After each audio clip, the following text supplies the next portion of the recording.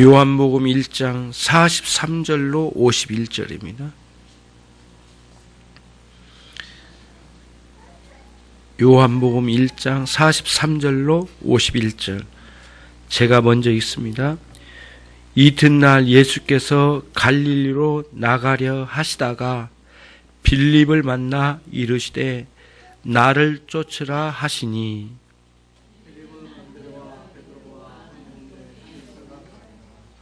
빌립이 나다나엘을 찾아 이르되 모세가 율법에 기록하였고 여러 선지자가 기록한 그 일을 우리가 만났으니 요셉의 아들 나사렛 예수니라.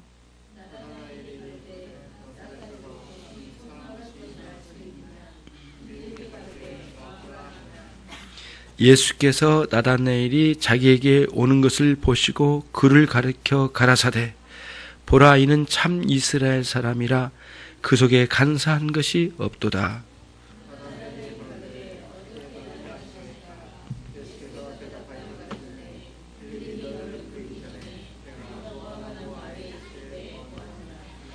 나다나엘이 대답하되 랍비여 당신은 하나님의 아들이시요 당신은 이스라엘의 임금이로소이다.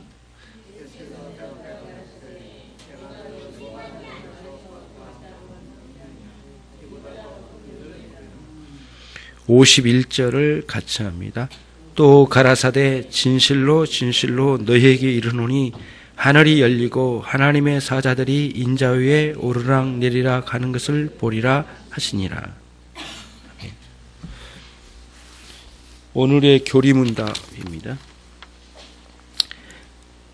주보에 보신 것처럼 대요리문답 제40문 왜 중보자가 반드시 한 위의 하나님이시며 사람이 되셔야 했습니까? 하나님과 사람을 화목시켜야 할 중보자는 자신이 그 하나님과 사람이 되어야 하며 그것도 한 위에 이렇게 되어야 하는 것은 우리를 위해 신각성의 특유한 사역을 전인격의 사역으로 하나님에 의해 받아들이시게 하고 우리에게는 전인격의 사역을 의지하게 하려 함이었습니다.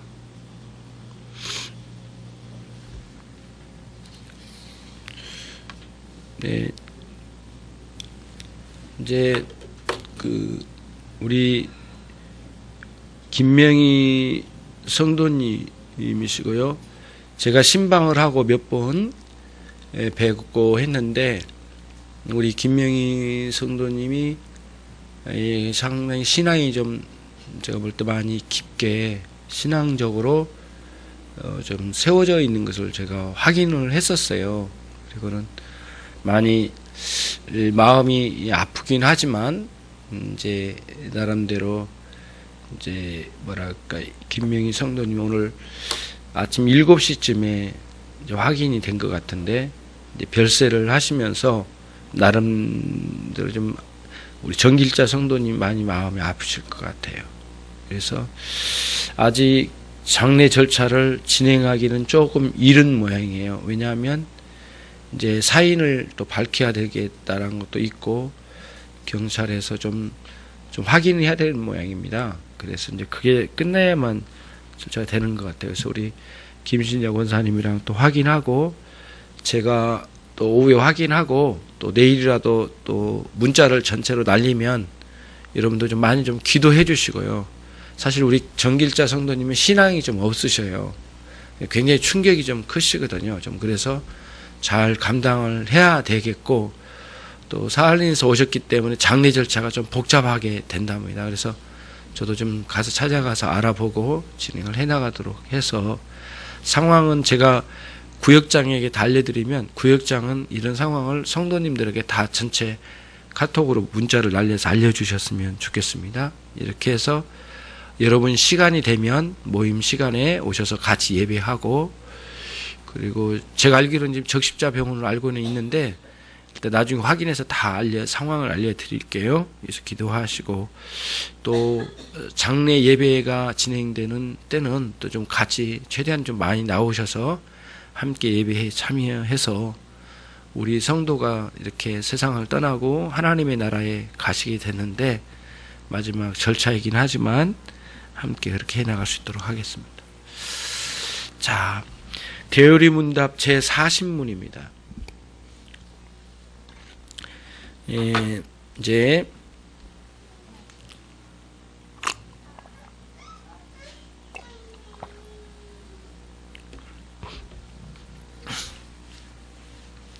빌립의 전도 내용이죠. 오늘 내용이 예수님의 제자였던 빌립이 전도를 했는데, 와 보라, 그 나사렛에서 참 선한 분이 나셨다. 참 놀랍다. 구약의 말씀에서 증거했던 그 메시아가 오신 거다. 명확하게 전도를 했어요. 나다나엘에게. 그랬더니 나다나엘이라는 사람은 굉장히 성경에 상당히 많이 알고 있는 사람인 것 같아요. 그리고 말씀을 따라 살기를 굉장히 원했고 또 그런 신앙생활을 진행하고 있는 사람인 것 같아요. 상황을 보면. 그래서 이제 정말 그럴까? 그리고 따라왔는데 그때 예수님이 먼저 말씀을 하신 거예요. 이스라엘의 이렇게 유대인들 중에 참 선한 사람 중에 한 사람이구나. 그리고 이스라엘의 참 이스라엘 사람이로구나. 이렇게 말씀해 주셨어요. 그때 깜짝 놀라가지고 이제 어떻게 그렇게 아십니까? 네가 이렇게 무화과 나무 아래에 있을 때 내가 너를 알았노라. 이렇게 말씀하시네요. 너무 깜짝 놀란 거예요. 장소가 다르기도 하고 어떻게 이렇게 알 수 있을까? 충격적이었단 말이에요. 그때에 나다나엘이 즉각 거기에서 이제 예수님에 대해서 고백을 해요. 정말 선생님은 하나님의 아들이십니다. 하나님의 아들이시라고 하는 유대인들에게서 고백은 엄청난 고백이거든요. 그 마태복음 16장 16절에서도 베드로가 예수님을 고백할 때 주는 그리스도시요 하나님의 아들이십니다. 신앙 고백이 아주 강력하게 나와요. 그리고는 그 고백은 네 자신에게 혈육에서 나온 고백이 아니고 가르쳐 준 게 아니고 하나님으로부터 주신 믿음의 고백이다. 이렇게 예수님이 말씀해 주셨어요. 그러니까 베드로의 신앙 고백이 아주 굉장히 정확한 고백이었다라는 증거이고요. 여기서도 이제 나다나엘의 이런 신앙 고백을 예수님이 거절하지 않으셔요. 그대로 받으셔요. 하나님의 아들이시라는 것, 그 다음에 이스라엘의 임금이시라고 하는 것. 근데 물론 나다나엘이 가지고 있는 그 사고의 체계에는 뭔가 한계가 있을 가능성은 있어요. 물론 어떤 문제에서 한계라고 말할 수 있느냐 하면은 이스라엘의 임금이라고 하는 의미를 나다나엘은 이렇게 인간적인 정치적인 임금으로 인식했을 가능성은 많지만, 왜냐하면 이게 어디까지 가냐면은 사도행전 1장까지 가면 아직도 그 제자들이 예수님께서 유대인의 왕으로 옹립되시기를 원했던 거예요. 그런 걸 봐서, 그리고 또 뭐랄까, 요한도 자기 형제와 함께 예수님이 영광의 자리에 올라가시면 좌의정 우의정을 달라고까지 이야기를 간청을 했던 걸 보면 분명히 아직도 이 제자들에게는 메시아의 본래의 사명이 무엇인지를 잘 모르고 유대인의 육적인 정치적인 임금으로 오실 거를 마지막까지 예수님 돌아가실 때까지 생각을 하신 거예요. 굉장히 놀라운 거죠. 아직까지도 안 바뀐 거예요. 그런 차원에서 이스라엘의 임금이십니다 고백했는지는 몰라요. 그러나 예수님은 그렇게 고백한 것을 야단치지 않으시고 그대로 받으셨어요. 하나님의 아들이신 것과 이스라엘의 임금 되실 것을. 근데 이때 이스라엘 임금은 두 가지 의미로 이렇게 교차적으로 보여줄 수 있는 부분이 있거든요. 하나는 뭐냐면은 진정한 구원의 백성 이스라엘이라는 개념으로 볼 때에 이스라엘 임금이라면 맞는 말이고 예수님 측면에서는 맞는 말이지만, 아니고 육적이고 정치적인 임금이라고 할 때는 예수님의 사명과는 다르지 않습니까? 이런 차이가 있지만 예수님은 그거를 그대로 받아들이시고 말씀을 진행하세요. 내가 너를 무화과 나무 아래에 있다고 하는 거, 그거 가지고 너는 깜짝 놀라서 이렇게 고백하느냐? 앞으로 너는 큰 일을 보리라. 예수님의 크신 일이 뭔지, 크신 일을 보게 될 거다. 이거를 말씀해 주신 거예요. 근데 나다나엘에게만 말씀해 주셨지만 이거를 제자들로 하여금 기억하게 하시고 요한사도에 기억하게 하시고 요한사도의 기록으로 남기는 성령님의 놀라운 역사하심을 통하여 기록으로 남겨서 오늘 여기까지 이 말씀을 전해주는 놀라운 특별한 섭리의 역사가 있었잖아요. 그런 역사를 통하여 우리에게까지 이 말씀이 전해지신 걸 보면 하나님 예수님은 이게 온 인류가 같이 들어야 될 내용이라고 하나님께서 작정하시고 또 그렇게 우리에게 허락해 주신 말씀 같아요. 그리고 확신이 들어요. 자, 그러면서 51절 말씀이 가장 의미심장한 내용이에요, 여러분. 그럼 51절을 다시 한번 읽습니다. 또 가라사대 진실로 진실로 너희에게 이르노니 하늘이 열리고 하나님의 사자들이 인자 위에 오르락 내리락 하는 것을 보리라 하시니라. 여러분, 성경 구절 중에 잊지 말아야 될 구절 중에 하나가 이 본문입니다. 51절. 예. 근데 이 본문은 이제 예수님께서 나다나엘이 성경을 상당히 알고 있을 거라고 생각하는 거예요. 그래서 성경의 창세기의 중요한 증거의 말씀 중에 야곱이 베델에서 하나님을 만났던 기억을 여러분 가지고 있을 거예요. 예, 그래서 이제 뭐라 할까요? 야곱이 경험했던 환상 중에 경험했던 내용 중에 하나가 그 뭐라 할까요? 이게 꿈속에서 그 사닥다리가 땅으로부터 하늘로 연결이 되어 가지고 하나님의 사자들이 오르락 내리락 한 것을 보았도다. 이런 고백이 나오거든요. 그래서 그거를 나다나엘도 알고 있었던 것 같아요. 그걸 알고 있는 예수님께서 알고 있는 나다나엘에게 너는 나중에 이걸 가지고 놀래느냐? 내가 너 무화과나무 아래 있다는 자체 가지고 놀래느냐? 이제는 그 이후에 더 뛰어나고 놀라운 일이 진정한 놀라운 일은 여기에 있다. 그래서 뭐냐면은 예수님 당신 자신이 영적인 의미에서 영원한 사닥다리가 되신다. 그 뜻이에요. 그러면 무슨 말이냐면은 이 땅과 하나님의 나라 사이에 이렇게 다리가 놓여진다는 뜻이 사닥다리 개념이. 원래는 사닥다리가 그런 의미는 아니에요. 원래의 의미는 우리가 이렇게 세계사를 공부할 때 배웠던 것 중에 하나가 뭐냐면 지구랏이라는 말을 들어봤죠. 지구랏. 그래서 이 그 메소포타미아 지역에서 주로 있었던 그 신전, 큰 신전 있잖아요. 엄청난 신전을 만들어 놓고 이방 신을 막 섬기는 사람들이 있었잖아요. 그래서 어떻게 되어 있냐면 이방 신전이 밑에는 굉장히 넓고요. 올라갈수록 좁아요. 이렇게 돼 있어요. 이렇게. 원추형적으로 이렇게 되어 있는데 이게 이제 넓은 데에서 여기서부터 올라갈 때 이렇게 못 올라가잖아요. 그래서 이렇게 타원 이렇게 양쪽으로 이렇게 나사선형으로 쭉 올라가는 거예요. 올라가지고 제일 위에는 그 이방신, 자기들이 믿는 신에게 이제 이렇게 제사 집례를 하고 그리고 온갖 신을 만나는 그 의식을 하고 밑으로 쭉 내려오면 밑에 연회장이 있어요. 밑에 바닥에. 연회장이 있고 그래서 같이 식사도 나누고 그 이방인들 자기들끼리 신을 섬기면서 축제를 이루는 어떤 이런 큰 어떤 엄청나게 큰 신전이죠. 그런 이것을 이제 우리가 세계사에서는 지구랏이라고 이야기를 해요. 배웠어요. 그 지구랏이 있는 거예요. 그런 것이 고대의 도시의 중심지에 이렇게 있었던 거예요. 심지어는 이제 그 아브라함이 살았던 고향이 갈대아 우르, 그렇죠? 그 유브라데 강 그 하구 쪽에 저기 이란과 이라크 그 어간에 있는 이 문명의 도시 메소포타미아 문명이라고 하잖아요.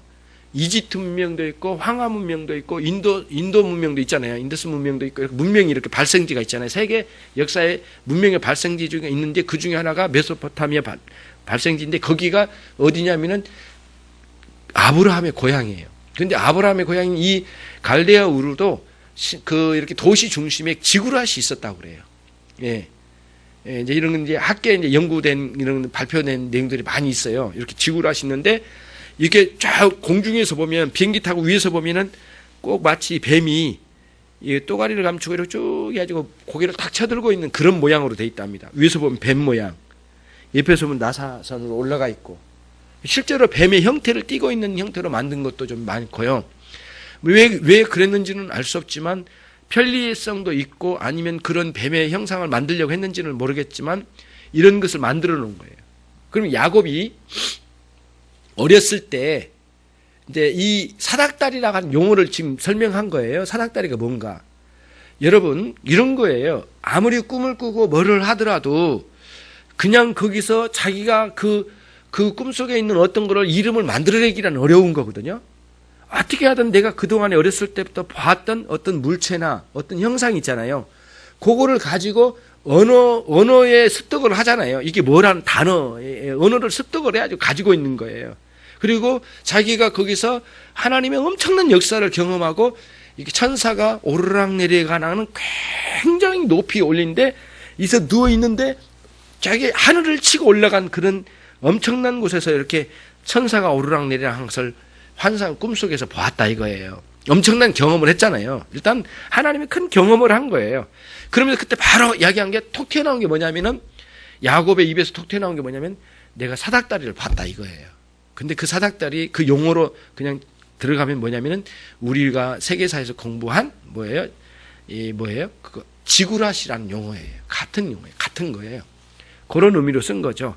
내가 마치 어렸을 때 보았던 지구라처럼 엄청나게 높은 걸 봤습니다. 도시에서 가장 높은 신전이었거든요. 거기에 신을 만나는 장소였고요. 여러분 봤는데 이제는 그런 것과는 차원이 다른 하늘을 찌르는 지구라 이것을 내가 보았다. 이런 증거를 이야기를 한 거예요. 그거를 용어는 참 그런 용어를 썼다 치지만 결국에는 예수님께서 오늘 여기서 말씀하신 게 진정한 사닥다리는 나를 통하여 오르락 내리락 한 것을 보리라. 예수님 당신 자신이 진정한 사닥다리가 되게 됐다. 이런 말씀이에요. 그러면 이제 오늘 사신문에서 이야기하고 있는 게 뭐냐면은 왜 중보자가 반드시 한 위, 한 인격 안에 두 성, 양성, 다시 말하면 신성과 인성, 하나님 되심과 사람 되심, 양쪽의 모든 성을, 양성을 다 한 인격 안에 취하시고 중보 사역을 하셨는가? 그래서 아까 지구라스의 역할처럼 다시 말하면 천사가 오르락내리락한데 땅과 하늘 사이에 완전한 오르락내리락 하실 수 있는 길을 여시는 하나님의 위대한 역사를 예수님을 통해서 이루어지신다는 거예요. 다시 말하면 이 세상의 어떤 존재도 땅으로부터 그러니까 땅으로부터 하늘과 연결시키는 중개자로 역할을 할 수 있는 단 한 사람도 없다라는 거예요. 그런 말씀이에요, 이 말씀이. 그러면은 예수님이 그야말로 가장 큰 일이 무엇인가? 우리 비천한 인생들을 하나님과의 만남을 가질 수 있는 중보자의 역할을 하신 것이 가장 큰 일이란 거예요. 나다나엘에게 하신 말씀이 이 말씀이에요. 오늘 그래서 요한복음 1장에 있는 마지막 절, 이 51절 말씀이 굉장히 중요한 의미를 가지고 있어요, 여러분. 신학적인 의미에서도 그렇고요. 오늘 특별히 중보자 사역을 하시는 예수님에 대한 공부를 해나가잖아요. 이게 지금 내용이. 그렇잖아요. 오늘 사신문이 그 부분인데 예수님이 정말 놀라운 일을 하셨는데 비천한 인생들을 그 위대하신 하나님과의 중보 사역을 잘 감당하게 하신 거죠. 참으로 놀라운 일들이 여기에 이제 있는 것이에요. 그것을 오늘 여기서 말씀해 주고 계신 것을 우리가 볼 수 있는 것입니다. 자, 그러면 본문을 이제 요한복음 1장 51절 말씀은 그런 의미를 담겨져 있고 예수님이 무한하신 그 예수님이 이제 중보자 사역을 완벽하게 갖춰 가실 것이다 라고 하는 것을 여기서 우리가 본문을 통해서 배울 수 있다 이런 말씀입니다. 자, 그러면 오늘 사신문의 질문과 대답의 요지는 그거예요. 어떻게 해서 우리가 이건 배웠거든요. 38문과 39문에서 38문에서 뭘 배웠느냐면은 예수님이 왜 꼭 사람, 인성, 꼭 사람의 몸을 입고 오셔야 되는가? 이 질문에 대한 답이었고요. 답에 대한 그 내용이었고요. 그다음 39문에서 뭘 물어봤느냐면은 왜 예수님은 하필 그냥 사람의 몸으로만 입고 오신 게 아니고 하나님으로서 또 입고 오셔야만 했는가? 그 이유를 39문에서 설명했어요. 그러면 또 이제 40문에서 우리가 설명한 건 두 가지를 합해가지고 질문을 한 거예요. 왜 예수님은 하필이면 한 인격 안에 두 양성, 다시 말하면 신성과 인성을 한 몸에 지니시고 이 땅에 오셔야만 했는가? 그거를 여기서 말씀하는데 여기서 이제 답이 나왔어요. 아예 이렇게 나오죠. 정확한 답이 나왔어요.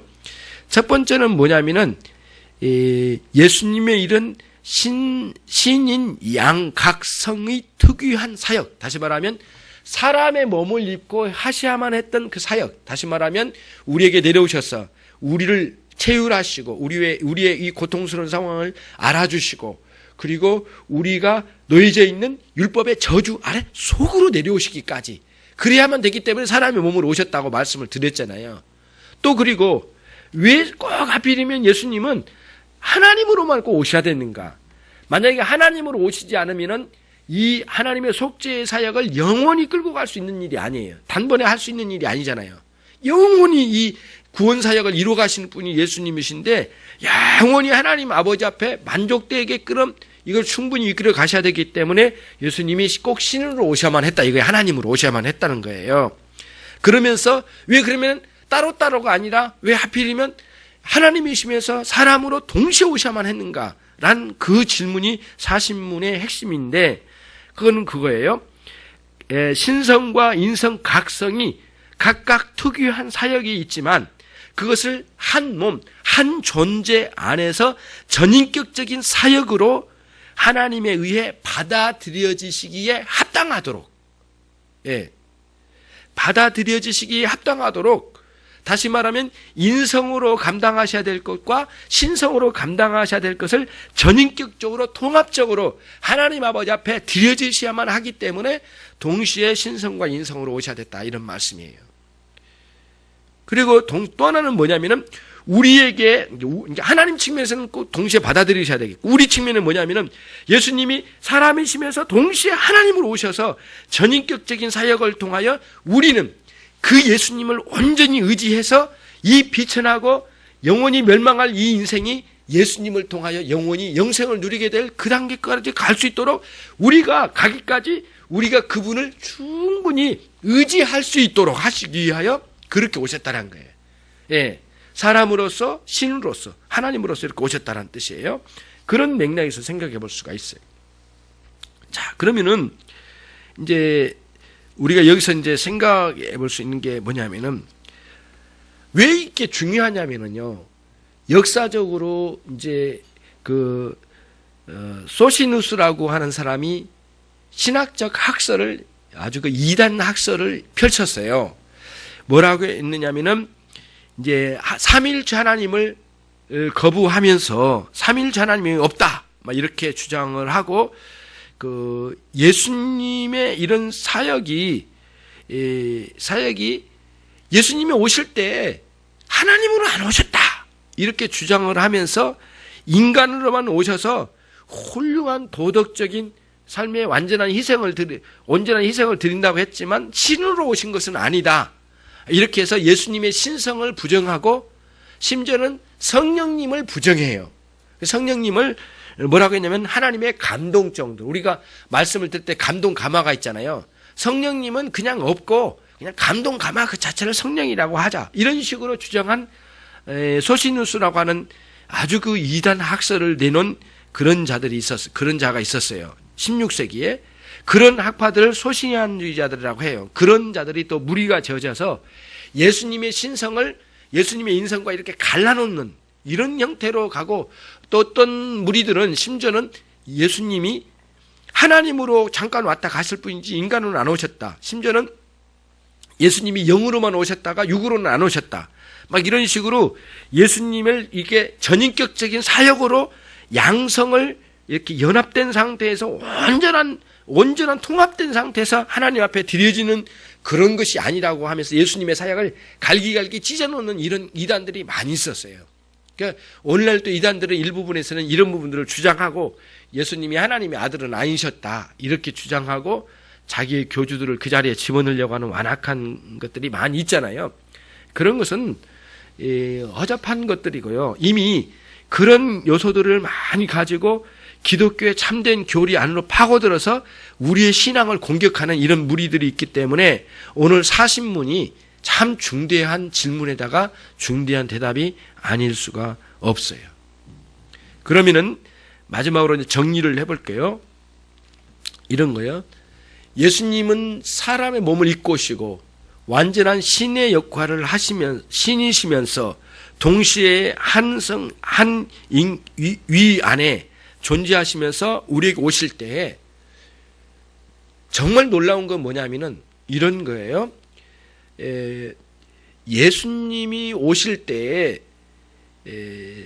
당신이 담당할 일들에 대하여 어느 날 갑자기 당신 자신이 해줘야 되겠다. 자기가 감동 먹으셔서 그냥 뭐라 할까요? 당신 안에 필요성에 의해서 오신 게 아니에요. 이렇게 안 하면 내가 위대한 대접을 못 받겠다. 막 이런 식으로 당신 자신이 뭐가 필요해서 오신 게 아니란 거예요. 그러니까 예수님이 중보자로 오신 이유는 전적으로 우리 쪽에 문제가 있었던 거예요. 하나님 쪽에 문제가 있는 게 아니에요. 하나님 이거 안 하면 안 되실 그런 분이 아니에요. 왜냐하면 하나님은 완전하신 분이고 영원히 완전하신 분이기 때문에 하나님은 그러실 필요가 없으신 분이에요. 그럼에도 불구하고 필요치도 않으신데 당신 자신 안에서는 완전하시기 때문에 필요치 않으신데도 예수님이 여기 오신 거예요. 그게 오신 이유는 뭐냐면은 누구에게 제비 뽑아서 제비 뽑혀서 대제사장 되는 것처럼 되는 것도 아니었고요. 그냥 예수님이 오기 싫은데 억지로 오신 것도 아니고, 그리고 필요해서 오신 것도 아니고, 그게 아니에요. 예수님이 이 땅에 오셨던 방식은 뭐냐면은 자원하신 방식이었다는 거예요. 그러니까 당신 자신이 무한한 사랑을 가지고 오신 것이지 억지로 오시거나 떠밀려서 오신 것도 아니란 거예요. 근데 그 사랑이 어느 날 갑자기 생겨나서 오신 사랑이 아니에요. 이 사랑은 영원한 사랑으로부터 왔어요. 그렇기 때문에 영원전에 계획된 가운데 오셨다라는 것이 굉장히 이 가르침의 내용이 굉장히 의미가 깊은 거예요. 하나님의 사랑은 어느 날 갑자기 감동하셔가지고 여러분께 사랑 주신 게 아니에요. 우리는 그럴 때가 많지만 하나님은 그러시지 않아요. 영원한 사랑. 우리가 헤아려 그 시작과 끝을 알 수 없는 사랑으로부터 시작돼서 이렇게 오신 거예요. 그래서 여러분과 저같이 미물 같은 한 존재를 향하여 이렇게 하나님의 은혜를 베푸시고 구원하셔 이끌어내신 거예요. 그러니까 하나님의 사랑을 이런 식으로 추적을 해보는 거예요. 하나님의 사랑 감사합니다. 대충 이렇게 말할 게 아니라 하나님의 사랑의 무한성을 좀 생각을 하면서 그런 계획 속에서 나를 사랑해 주셨구나. 어느 날 갑자기 얼굴이 예쁘다고 갑자기 와가지고 이렇게 와서 내게 접근하는 그런 사람의 개념이 아니에요. 그런 수준이 아니에요. 영원 전부터 준비되신 사랑, 그 영원한 사랑으로 찾아오시고 또 이 사랑은 영원히 그치지 않는 사랑으로 이끌어 가실 거란 거예요. 그럴 만한 능력이 주님에게 있으시고요. 그런 방식으로 여기까지 내려오셔서 당신 자신을 다 저주 아래 내놓으시고 우리를 그 저주에서 꺼내 가신 거예요. 그렇게 구원을 이루신 거거든요. 그래서 하나님의 사랑은 이런 식으로 이렇게 아름다운 추적을 하는 거예요. 정말 이런 방식으로 예수님을 묵상하고 하나님의 사랑을 묵상해 나가는 거예요. 그러면서 예수님이 오셔서 이 땅에 베푸신 방식을 사도 바울이 빌립보서 2장에서 아주 아름답게 표현을 했어요. 제가 한번 읽어볼게요. 빌립보서 2장 5절로 8절 말씀인데 너희 안에 이 마음을 품으라. 곧 그리스도 예수의 마음이니 그는 근본 하나님의 본체시나 하나님과 동등됨을 취할 것으로 여기지 아니하시고 오히려 자기를 비어 종의 형체를 가져 사람들과 같이 되었고 사람의 모양으로 나타나셨으며 자기를 낮추시고 죽기까지 복종하셨으니 곧 십자가에 죽으심이라. 이렇게 정말 예수님이 오셔서 당신 자신을 다 비우시고 사람의 형체를 입고 종의 형체를 입고 완전히 복종하시기까지 내어놓으신 방식으로 우리의 구원을 위하여 온전히 이 땅에 내려오신 거예요. 그러나 그분은 단 한순간도 하나님 되심을 멀리하거나 단 한순간도 하나님 되심이 물러서 있거나 단 한순간도 하나님 되심을 물리치지는 않으셨어요. 영원부터 하나님이셨고 영원까지 하나님이시고 그렇게 낮고 천한 곳에 내려오실 때도 당신 하나님의 본체에서 벗어나지 않으신 거예요. 하나님이신 것을 버리지 않으셨다 이런 말씀이에요.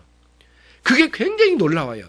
그 하나님 위대하신 분이 어떻게 낮고 천한 곳으로 내려오셔서 당신 자신을 비워내고 케노시스라는 단어인데 내 안에 있는 걸 비워내는 거예요. 케노시스라는 게 뭐냐면은 배터리가 있잖아요. 충전하는 배터리가 다 방전될 때 있잖아요. 완전히 방전돼가지고 시동이 안 걸리잖아요.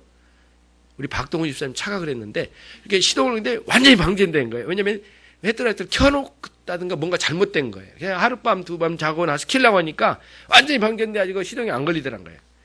이 비어있는 게 완전히 비워내놓으신 거예요. 누구를 위하여? 우리를 위하여. 우리를 구원을 위하여. 다 내놓으신 거예요. 그래서 우리가 여러분 하나님의 사랑을 이렇게 추적해 나가면서 기도를 감사하는 거예요. 대충 입 바른 소리로 막 하지 말고요. 아, 이렇게 나를 위하여 다 내어놓으신 우리 주님의 사랑, 영원한 사랑, 영원히 멈추지 않는 사랑. 아무리 그런 가운데서도 당신의 하나님 되심을 버리지 않으신 하나님. 그리고 그 고통스러운 인간의 몸을 입고 종처럼 여기까지 내려오셔서 다 비워주신 그 하나님의 놀라운 예수님의 그 놀라운 사랑, 그야말로 케노시스의 그 사랑, 정말 다 비워주신 그 사랑을 정말 우리가 많이 묵상하고 감사해야 되지 않겠습니까? 이게 이제 오늘 사신문에서 우리에게 가르쳐준 참으로 놀라운 거예요. 단 한순간도 하나님 되심을 내려놓지 않으셨어요. 예. 어떤 무리들은 또 이렇게 표현을 했어요. 예수님이 하나님이셨는데 이게 내려오실 때에는 사람의 몸으로 확 변해버렸다. 이게 내려오실 동안에는 하나님이 아니셨다. 이렇게 표현을 하는데 옳지 않아요. 마치 이런 거예요. 예를 들면 여러분 성찬식에 있어서 화채설을 주장하잖아요. 로마 가톨릭에서는 교황주의자들 화채설을 주장하잖아요. 화채설이 뭐냐면은 우리가 이렇게 성찬식 할 때 떡을 떼면 떡을 떼서 이렇게 나눠줄 때 그 순간 뭐가 되냐? 예수님의 몸덩어리를 확 변했대요. 이게 떡이 아니래요, 이게. 물질이 아니라 예수님 몸 자체래요. 이게 화채설이거든요. 이게 물질이 예수님 몸 자체로 변한다고 하는 것을 이 화채설인데 그게 굉장히 잘못된 아주 잘못된 이 사상이거든요. 근데 그런 사상 비슷하게 이걸 바꿔가는 거예요. 뭐냐면은 신성이 완전히 없어져 버리고 인성으로 완전히 바뀌어 버리고 신성은 없다고 하는 주장하는 것은 잘못된 거예요. 예수님은 만세전부터 신이셨고 그리고 여기 내려오실 때도 신이셨고 또 오르셔서도 신이시고 영원히 신이시고 그리고는 이제 이 땅에 내려오실 때 인간의 몸을 입고 오실 때부터는 사람의 몸을 입으신 상태로 또 오르셨고 오르신 가운데 부활하셔서 저천성으로 승천하셨지만 여전히 부활체를 유지하고 계신 거예요. 영원토록. 이게 참된 교리의 중요한 교리의 한 내용이에요. 예수님이 지금 신성으로 다시 복귀해가지고 원래 자리로 돌아갔다 이게 아니에요. 오셔서 다시 가셨을 때는 엄청난 새로운 변화를 가지고 지금도 인간의 몸을 입으신 부활체를 입고 그 천성에 계신 거예요, 지금. 예. 그리고 영원토록 그 모습으로 가신 거예요. 그리고 또 우리도 나중에 우리도 마찬가지예요, 우리도. 부활체로 변하면 영원히 우리 주님과 함께 그와 동질의 모습으로 주님과 함께 거하게 될 날이 오게 될 거예요. 이게 이제 종말론에서 우리에게 가르쳐 준 내용이거든요. 사신문이 이런 의미에서 우리가 교리적으로 이해하지 못했던 어느 부분을 조금씩 가르쳐 나가는 방식이에요. 전부는 아니잖아요. 일부분이지만 이런 식으로 이제 사신문을 우리가 배웠어요. 예수님께서 어떤 사랑으로 우리의 사랑을 하나님의 놀라운 그 아가페 사랑을 우리 가운데 베풀어 주셨는지 오늘 사신문을 통해서도 우리가 알게 되는 것이에요. 예, 여러분들에게 그 예수님을 신뢰하고 그분을 의지하는 신앙이 우리의 신앙이란 거예요. 그리고 영원토록 우리를 받아들이시기에 충분하신 우리 주님, 그 넓은 사랑을 마음껏 감사할 수 있는 우리의 신앙이 되어야 되겠다. 이런 말씀이 사신문의 가르침이라고 할 수 있겠습니다. 기도하시겠습니다.